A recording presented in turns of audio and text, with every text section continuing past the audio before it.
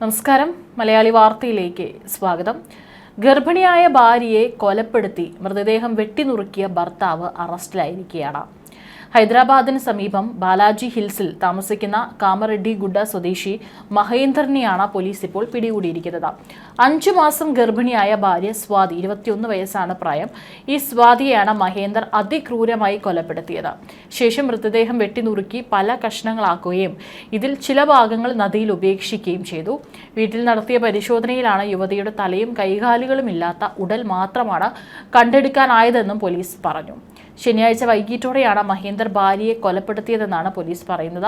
യുവതിയെ കൊലപ്പെടുത്തിയതിനു ശേഷം തല, കൈകൾ, കാലുകൾ എന്നിവ വേർപെടുത്തി പ്രതാപ സിംഘാരത്തെ മുസി നദിയിൽ ഉപേക്ഷിക്കുകയായിരുന്നു. നഗരത്തിൽ ടാക്സി ഡ്രൈവറായി ജോലി ചെയ്യുന്ന ആളാണ് പ്രതി. ശനിയാഴ്ച വൈകുന്നേരം 4:30 ഇയാൾ വീട്ടിൽ വെച്ച് ഭാര്യയെ കൊലപ്പെടുത്തുകയായിരുന്നു. ശേഷമാണ് മൃതദേഹം വെട്ടിനുറുക്കിയത്. തലയും കൈകാലുകളും ഉൾപ്പെടെ വെട്ടിമാറ്റി. തുടർന്ന് തലയും കൈകാലുകളും വീട്ടിൽ നിന്ന് കൊണ്ടുപോയിട്ടാണ് നദിയിൽ ഉപേക്ഷിച്ചത്. ഇതിനിടെ ഭാര്യയെ കാണാനില്ലെന്ന് മഹേന്ദർ സഹോദരിയെ വിളിച്ചറിയിച്ചിരുന്നു. സംശയം തോന്നിയ സഹോദരി നഗരത്തിലുള്ള മറ്റൊരു ബന്ധുവിനെ വിവരം അറിയിക്കുകയും ഇയാൾ മഹേന്ദറിനെയും കൂട്ടി പോലീസ് സ്റ്റേഷനിലെത്തുകയും ചെയ്തു. എന്നാൽ പോലീസിനോടും ഭാര്യയെ കാണാനില്ലെന്നും തനിക്ക് ഒന്നും അറിയില്ലെന്നായിരുന്നു ഇയാൾ ആവർത്തിച്ചത്. സംശയം തോന്നിയ പോലീസ് വിശദമായി ചോദ്യം ചെയ്തതോടെയാണ് പ്രതി കുറ്റം സമ്മതിച്ചത്. തുടർന്ന് പോലീസ് വീട്ടിലെത്തി പരിശോധിച്ചതോടെ അവശേഷിച്ചിരുന്ന മൃതദേഹ ഭാഗം കണ്ടെടുക്കുകയായിരുന്നു. ഉപേക്ഷിച്ച മൃതദേഹ അവശിഷ്ടങ്ങൾക്കായി നദിയിൽ തിരച്ചിൽ നടത്തിയെങ്കിലും ഇതുവരെ കണ്ടെടുക്കാനായില്ലെന്നാണ് പോലീസ് പറയുന്നത്. വീട്ടിൽ നിന്ന് കണ്ടെത്തിയ മൃതദേഹ അവശിഷ്ടത്തിന്റെ DNA സാമ്പിളുകൾ ശേഖരിച്ചിട്ടുണ്ട്. DNA പരിശോധനയ്ക്ക് ശേഷമേ മൃതദേഹം സ്വാതിയുടേതാണെന്ന് സ്ഥിരീകരിക്കുള്ളൂ എന്നും പോലീസ് പറഞ്ഞു. സ്വാതിയും മഹേന്ദ്രും പ്രണയിച്ച് വിവാഹം കഴിച്ചവരാണ്. വിവാഹശേഷമാണ് ഇരുവരും ഹൈദരാബാദിലേക്ക് താമസം മാറ്റിയത്. അതേസമയം മഹേന്ദർ സ്വാതിയെ നിരന്തരം ഉപദ്രവിച്ചിരുന്നതായി സ്വാതിയുടെ പിതാവ് ആരോപിച്ചു. താനും മരുമകനും തമ്മിൽ ചില അഭിപ്രായ വ്യത്യാസങ്ങളുണ്ടായിരുന്നു. ഇതേ തുടർന്ന് മരുമകൻ മകളോട് സംസാരിക്കുന്നത് പോലും നിർത്തി. പക്ഷെ മകളോട് കാര്യങ്ങൾ തിരക്കുമ്പോൾ എല്ലാം നല്ല രീതിയിൽ പോകുന്നുവെന്നും കുഴപ്പമില്ലെന്നുമാണ് പറഞ്ഞിരുന്നത്. എന്നാൽ അവൻ മകളെ ഉപദ്രവിക്കുകയായിരുന്നു. തൻ്റെ മകൾ അനുഭവിച്ചതുപോലെ പ്രതിയായ മരുമകനും അനുഭവിക്കണമെന്നും സ്വാതിയുടെ പിതാവ് പറഞ്ഞിരിക്കുകയാണ്. ഏതായാലും മറ്റെന്തെങ്കിലും കാരണങ്ങളും ഉണ്ടോ ഇത്തരത്തിലുള്ള കൊലപാതകത്തിന് എന്നുള്ളതിനെക്കുറിച്ച് കൂടുതൽ വ്യക്തത വന്നിട്ടില്ല. ഇനി മറ്റുള്ള ശരീരഭാഗങ്ങളൊക്കെ തന്നെ നദിയിലാണ് ഒഴുക്കിയിരിക്കുന്നത്. ഇനി പ്രതിയെ കൂടുതൽ ചോദ്യം ചെയ്യുന്നതിൽ നിന്നും തെളിവെടുപ്പ് മറ്റും പൂർത്തീകരിച്ചാൽ മാത്രമായിരിക്കും എന്താണ് ഇത്തരത്തിൽ ഈ പ്രതിക്ക് ഭാര്യയെ കൊല്ലാനുള്ളൊരു മോട്ടീവ് എന്നുള്ളതിനെക്കുറിച്ച് വ്യക്തത വരികയുള്ളൂ. ഇന്ന് തന്നെ മറ്റൊരു നടുക്കുന്ന സംഭവം കൂടി, അതൊരു അതിക്രൂരമായിട്ടുള്ളൊരു സംഭവം കൂടി പുറത്തു വന്നിട്ടുണ്ടായിരുന്നു. ഒരു മനുഷ്യ ജീവനെയാണ് പച്ചയ്ക്ക് ചുട്ടുകൊന്ന കൊടും ക്രൂരത. അത് കേട്ടറിഞ്ഞ നാട്ടുകാരൊക്കെ തന്നെ വിറങ്ങലിച്ച് നിൽക്കുകയാണ്. ഡൽഹിയെ ഞെട്ടിച്ചാണ് ഈ സംഭവം നടക്കുന്നത്. ചെറുക്കൻ്റെ സ്വഭാവം മനസ്സിലാക്കാതെ വീടിൻ്റെ വലിപ്പം മാത്രം കണ്ട പോകുന്ന പെൺവീട്ടുകാർക്കുള്ളൊരു സന്ദേശം കൂടിയാണ് ഈ വാർത്ത എന്നാണ് പറയുന്നത്. ഒരു സ്കോർപിയോ SUV, ഒരു റോയൽ എൻഫീൽഡ് ബൈക്ക്, പണം, സ്വർണം എന്നിങ്ങനെ 2016 ദമ്പതികളുടെ വിവാഹ സമയത്ത് ഈ മരിച്ചിട്ടുള്ള നിക്കിയുടെ കുടുംബം ഭർത്താവ് വിപിൻ ഭാട്ടിക്ക് തങ്ങളാൽ കഴിയുന്നതെല്ലാം തന്നെ സമ്മാനമായി നൽകിയിരുന്നു. പക്ഷേ ഇവയ്ക്കൊന്നും ഭാട്ടികളുടെ അത്യാഗ്രഹം ശമിപ്പിക്കാൻ കഴിഞ്ഞില്ല. അവർ കൂടുതൽ സ്ത്രീധനം ആവശ്യപ്പെടുകയായിരുന്നു. ആവശ്യപ്പെട്ടത് പ്രകാരം 36 ലക്ഷം രൂപ നൽകാൻ കഴിയാതെ വന്നപ്പോൾ ഭർത്താവും അമ്മായിയമ്മയായ ദയയും ചേർന്ന് നിക്കിയെ ക്രൂരമായി മർദ്ദിക്കുകയും തീ കൊളുത്തി കൊല്ലുകയും ചെയ്യുകയാണ്. 2016 ഡിസംബർ 10-നാണ് നിക്കിയും സഹോദരി കാഞ്ചനും സഹോദരന്മാരായ വിപിൻ, രോഹിത് എന്നിവരെ വിവാഹം കഴിക്കുന്നത്. കല്യാണ സമയത്ത് ഞങ്ങളുടെ അച്ഛൻ ഒരു ടോപ്പ് മോഡൽ സ്കോർപിയോ SUV, ഒരു റോയൽ ബൈക്ക്, എൻഫീൽഡ് ബൈക്ക്, പണം, സ്വർണം എല്ലാം സമ്മാനമായി നൽകി. ഇതിനു പുറമെ കർവാ ചൗത്തിൽ ഞങ്ങളുടെ വീട്ടിൽ നിന്ന് സമ്മാനങ്ങൾ അയക്കുമായിരുന്നു. ഞങ്ങളുടെ മാതാപിതാക്കൾ തങ്ങളാൽ കഴിയുന്നതെല്ലാം ചെയ്തു. പക്ഷേ ഭർത്തൃ വീട്ടുകാർ ഒരിക്കലും സന്തുഷ്ടരായിരുന്നില്ല.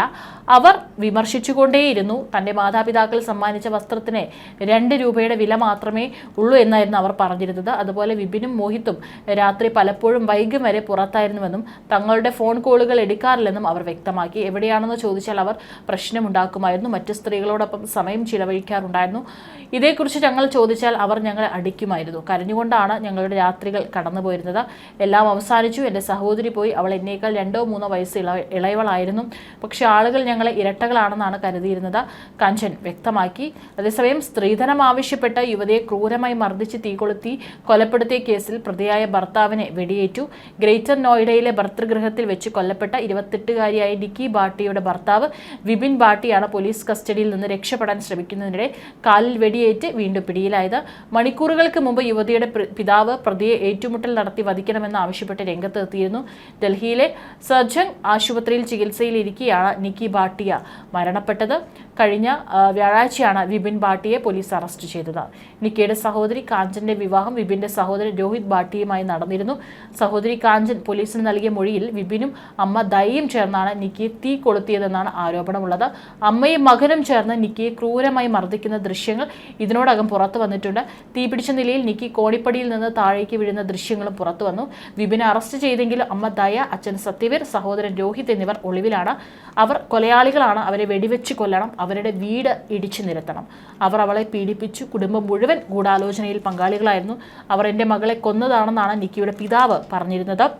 ഇതിന് പിന്നാലെയാണ് പോലീസ് കസ്റ്റഡിയിലിരിക്കെ വിപിന് നേരെ വെടിവയ്പ് നടന്നത്. ഏതായാലും കഴിഞ്ഞ ദിവസം ഉച്ചയോടെ പ്രതി കസ്റ്റഡിയിൽ നിന്ന് രക്ഷപ്പെടാൻ ശ്രമിക്കുകയും പോലീസ് ഇയാളെ പിന്തുടരുകയും ചെയ്തു. ഗ്രേറ്റർ നോയിഡയിലെ സിർസ റൗണ്ട് എബൌട്ടിന് സമീപം വിപിൻ ഒരു പോലീസുകാരന്റെ തോക്ക് തട്ടിയെടുക്കാൻ ശ്രമിച്ചു. ഇതോടെ പോലീസ് ഇയാളുടെ കാലിൽ വെടിവെക്കുകയും തിരികെ ജയിലിലേക്ക് കൊണ്ടുപോവുകയും ചെയ്തു എന്നാണ് പോലീസ് അറിയിച്ചിരിക്കുന്നത്. അതേസമയം താൻ നിക്കിയെ കൊന്നിട്ടില്ലെന്നും വെടിയേറ്റ ശേഷം ആശുപത്രിയിൽ ചികിത്സയിലിരിക്കെ വിപിൻ പ്രതികരിച്ചിട്ടുണ്ട്.